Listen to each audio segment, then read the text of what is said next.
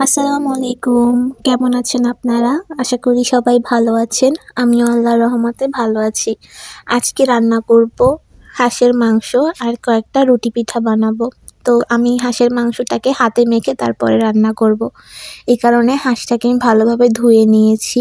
আমাদের এইখানে এরকমভাবে কেটেই হাঁস বিক্রি করে। তো আমি এইভাবেই হাঁসটাকে নিয়ে এসেছি। তো এখন এখানে প্রথমে পেঁয়াজ কুচি দিয়ে দিলাম।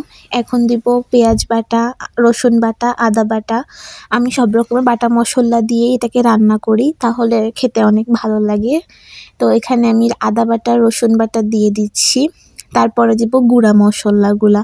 গুঁড়া মশলা হলুদ, মরিচ, জিরার গুঁড়া, ধনিয়ার গুঁড়া এইসব দিব। আর হাঁসের যে একটা স্মেল আছে ওইটা যাতে না আসে, এই কারণে আমি একটু জায়ফল, জয়িত্রীও এখানে ব্যবহার করব। আর দারচিনি, লবঙ্গ, এলাচ এগুলো ব্যবহার করব। এই সব রকমের মশলা দিয়ে রান্না করলে খেতেও অনেক মজা হয়। আর যে হাঁস কিংবা গরুর মাংস কিংবা খাসির মাংসর যে একটা স্মেল থাকে, ওই স্মেলটাও আসে না।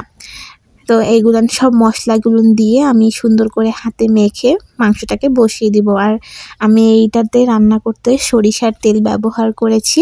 সরিষার তেল ব্যবহার করার কারণে মাংসটা দিয়ে আরও সুন্দর একটা স্মেল এসেছে, খেতেও ভালো লেগেছিল। তো এইখানে আমি জায়ফলটাকে একটু গ্রেটার দিয়ে গ্রেট করে দিচ্ছি।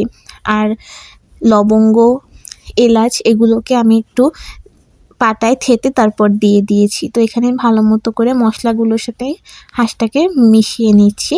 তারপরে আমি রান্নাটা বসিয়ে দিব। দেখুন আমার হাঁস মাখাটা হয়ে গিয়েছে।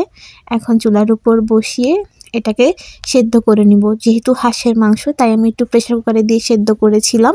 তারপর প্রেসার কুকার থেকে নামিয়ে আলু দিয়ে কয়েকটা কাঁচামরিচ দিয়ে ঝোলটাকে ফুটিয়ে নিচ্ছি। আর অন্য পাশে আমি এখন রুটি বানানোর জন্য চালের গুঁড়ি সেদ্ধ করে নিয়েছি। আর এবং এখানে আমি চালের গুঁড়িটাতে পানি আর লবণ দিয়ে সেদ্ধ করেছি। এই দেখুন আমার হাঁসের মাংসটাও হয়ে গিয়েছে। চালের আটার রুটিটা বানানোর জন্য ভালোভাবে আটাটা মুথে নিতে হবে, তাহলে রুটিগুলো সফট হবে। আর পরের দিন যখন আপনারা অনেকে আছে পরের দিন খান, তখনও রুটিটা সফট থাকবে। এই যে আমার রুটিটা বানানো হয়ে গেছে, এখন আমি এটাকে সেঁকে নেব। চালের আটার রুটি সেঁকতে বেশি সময় লাগে না। এপিঠ ওপিঠ ভালো মতো একটু সেঁকে নিলেই হয়ে যায়। আর যত ভালো চালের গুঁড়িটা মথা হবে তত ভালো রুটিগুলো হবে। এই দেখুন আমার চালের আটার রুটি আর হলো গিয়ে হাঁসের মাংস। কেমন হয়েছে আমার রান্নাটা আপনারা অবশ্যই কমেন্ট করে জানাবেন। এবং আপনারাও এইভাবে হাঁসের মাংসটা রান্না করার চেষ্টা করবেন, তাহলে দেখবেন খেতে ভালো লাগবে।